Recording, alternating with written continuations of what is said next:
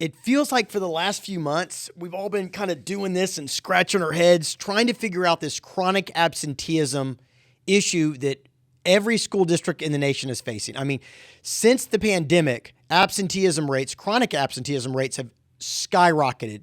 And school districts have been tracking the problem. They've been putting together some really innovative ideas on how to solve the problem.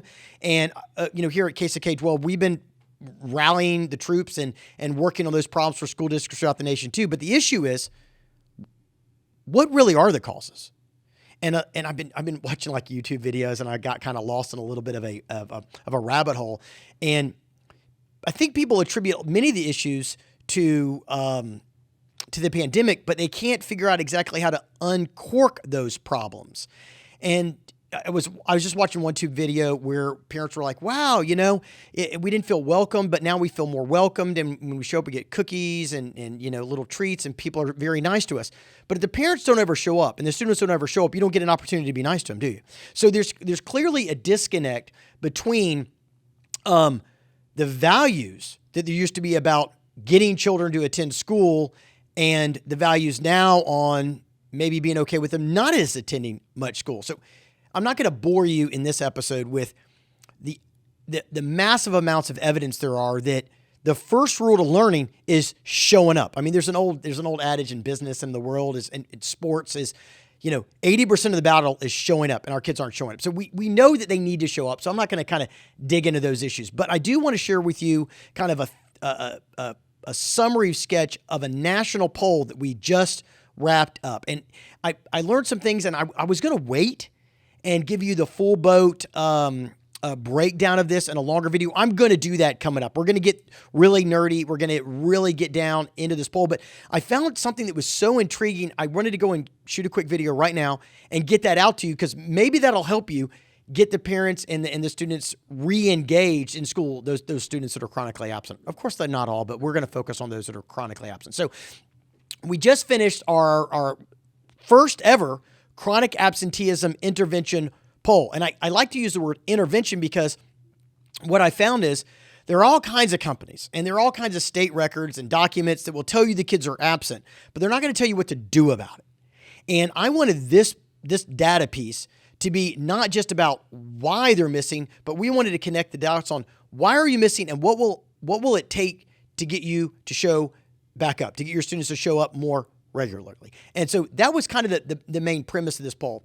And I'm not going to obviously get into everything today, but I wanted to give you a couple things that I thought may help you down the road. So, in the next week or so, we'll finish all the crosstabs, all the demographic information, and I'll roll this out and I'll explain to you the full boat findings. But I thought that this piece of data was pretty critical to get out to you.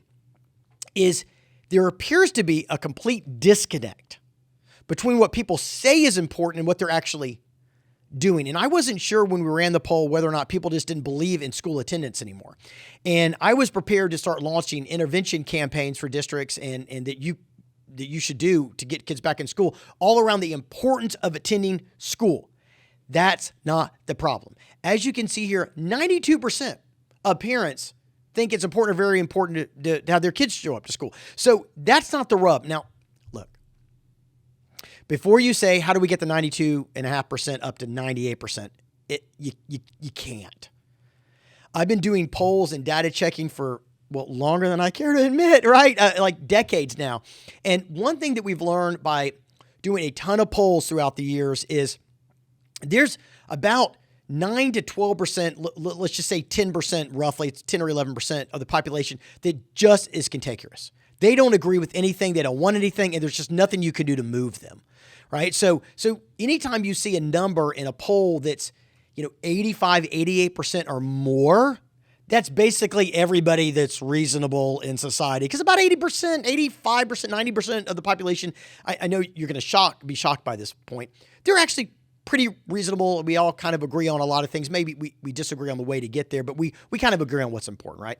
And so 92% of the population thinks it's important, but then why aren't they going to school?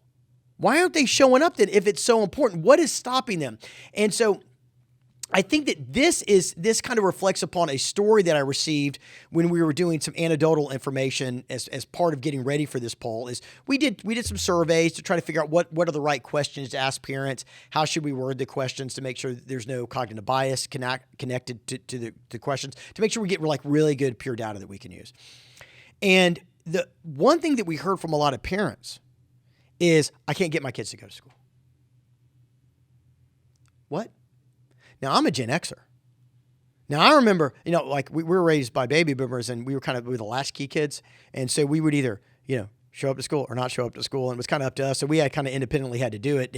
And yeah, Mom, that's true. She can yell at me, but she was working all the time, So we kind of had to go to school. We didn't have anybody to kick her in her butts. But the times that when we did get kicked in the butt by the school district or parents, we reacted to it. Like we had to go to school, and there was a thing called truancy officers back in the day, right?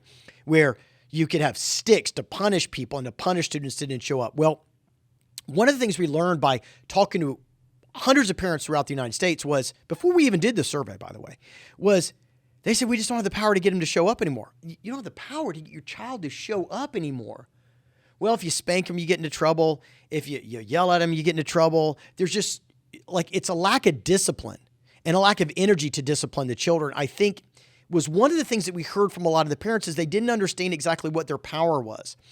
And then the other thing we learned was they didn't really understand what was normal and what was abnormal. And one of the things that we did have I want to bake this in. I really want to make sure that I go through all the math and all the numbers before I present you the next few slides, was how big is the disconnect? They believe 90+%, 92% according to this poll, says it's important. Then how come some areas that are truant are 30 to 40%?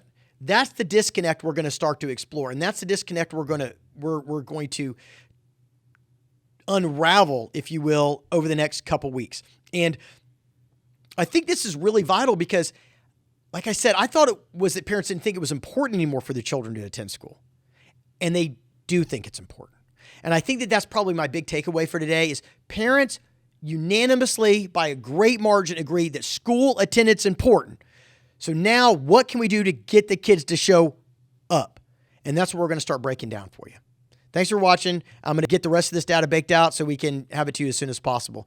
Thanks a lot. And I'm looking forward to conquering chronic absenteeism with you. I think it's a mission worth all of our time. Thanks.